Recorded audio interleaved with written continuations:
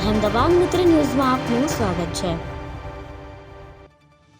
વડોદરા શહેરના ગોત્રી વિસ્તારમાં ગત મોડી રાત્રે રિક્ષા અને કાર વચ્ચે અકસ્માત સર્જાયો, જેમાં એક રિક્ષા ચાલકનો પગ કેબિન અને સીટની વચ્ચે ફસાઈ ગયો હતો, જેને પગલે વડીવાડી ફાયર બ્રિગેડની ટીમ ઘટના સ્થળે પહોંચી હતી અને રિક્ષા ચાલકનો પગ બહાર કાઢીને રિક્ષા ચાલકનું રેસ્ક્યુ કર્યું હતું। વડોદરા શહેરના ગોત્રી વિસ્તારમાં ગત રાત્રે રિક્ષા અને કાર વચ્ચે અકસ્માતની ઘટના ઘટી હતી કે જેને પગલે રિક્ષા ચાલકનો પગ રિક્ષાની કેબિન અને સીટ વચ્ચે ફસાઈ જતા આસપાસના લોકો દોડી આવ્યા હતા। લોકોએ તુરંત જ વડીવાડી ફાયર બ્રિગેડને જાણ કરી હતી। ઘટનાની જાણ થતાં વડીવાડી ફાયર બ્રિગેડની ટીમ ઘટના સ્થળે દોડી ગઈ હતી અને રિક્ષા ચાલકને બહાર કાઢવા માટે રેસ્ક્યુ ઓપરેશન હાથ ધર્યું હતું। અડધો કલાકની જહેમત બાદ રિક્ષા ચાલકનું પગ કેબિન અને સીટ વચ્ચેથી બહાર કાઢ્યો હતો। પ્રાપ્ત માહિતી પ્રમાણે ગોત્રી વિસ્તારમાં આવેલા યસ કોમ્પ્લેક્સ પાસે ઉભેલી કારમાં રિક્ષા ચાલકે પાછળથી ટક્કર મારી હતી, કે જેમાં રિક્ષા ચાલક રિક્ષામાં ફસાઈ ગયો હતો અને રિક્ષા ચાલક ઇજાગ્રસ્ત થયો હતો।